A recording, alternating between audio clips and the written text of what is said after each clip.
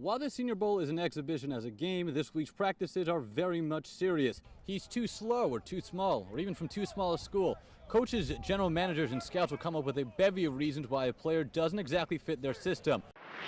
The Grove is ready to go for Saturday's Egg Bowl. If you take a look behind me, tents, and more tents. That's the scene right now in the Grove, as well as SEC Nation set to broadcast here Saturday morning. 16 WAPT sports reporter Mike Perchick is here with the details that are new tonight. What's all that noise about?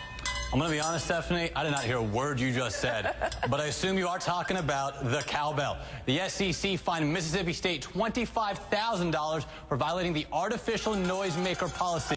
But the biggest task may be winning over alumni, many of whom never did see eye to eye with Coach Comegee. On November 16th, 2013, Mississippi State dropped their third straight game, this time to then #1 Alabama by a score of 20-7. Sitting at 4-6 for the first time in Dan Mullen's tenure in Starkville, fans began to question if he was the best fit to lead the Bulldogs to the SEC elite. Fast forward 13 months and 15 games, that answer a resounding yes. The question now is, does Mullen think Starkville is the best fit for him?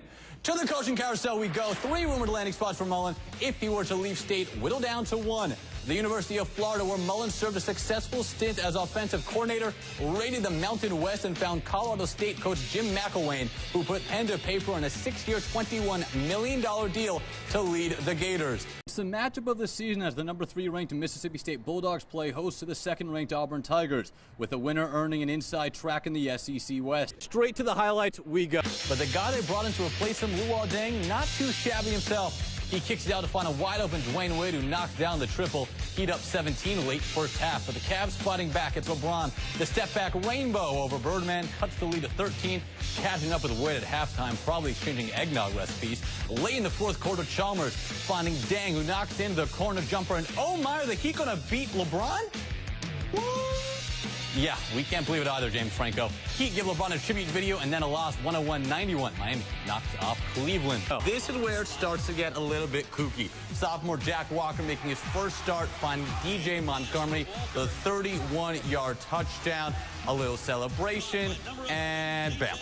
Yeah, darkness, blackout, a little lights-out play by the wideout, causing a 16-minute delay between TD and PAT. Billy Joel saw the lights go out on Broadway. I got to see him go out on Madison Central. Still third quarter, Callaway ball, and guess who? T.J. Washington. Hauling in the 50-yard bomb from QB Chris Mitchell. By land, by air, I bet he'd do it by sea, too. The T.J. Washington show is off and running. And your grandpa's here watching it all happen.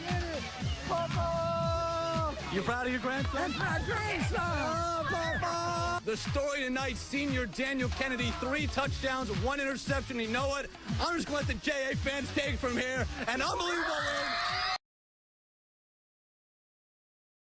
He's our hero because Joe has had this and he's never asked one time, why me? Joe Kirby is a former Marine who has been battling ALS for the past 40 years.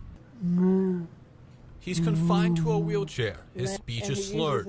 He's now aided by a special computer that communicates for him based on the movement of his eyes.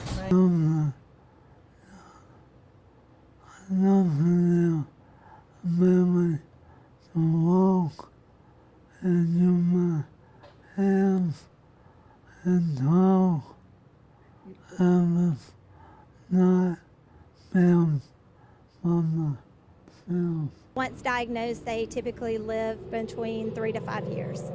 Joe is a major sports fan, specifically of the Mississippi Braves and New Orleans Saints. One of the most iconic plays in Saints history is Steve Gleason's punt block in the first game back in the Superdome after Hurricane Katrina. Gleason, like Kirby, is now battling ALS.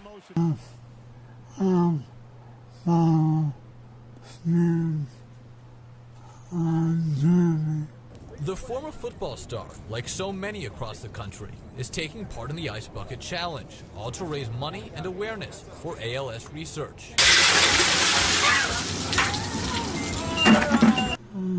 I'm glad it's letting the world know about ALS and the battle. It's wonderful. Anything that brings attention to ALS and lets people know what a devastating it is, and that they will help support it, that we can find a cure for it. As the Ice Bucket Challenge continues to go viral, money keeps pouring in to ALS organizations. Raised just over $10 million. And again, that money is incredible. But when you look at last year, we raised nationwide, all of the ALS Association chapters was $1.2 million. Even Joe himself couldn't give up the opportunity to take part.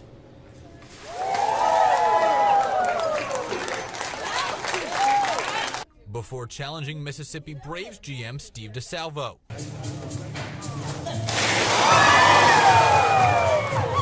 It's the least that we could do.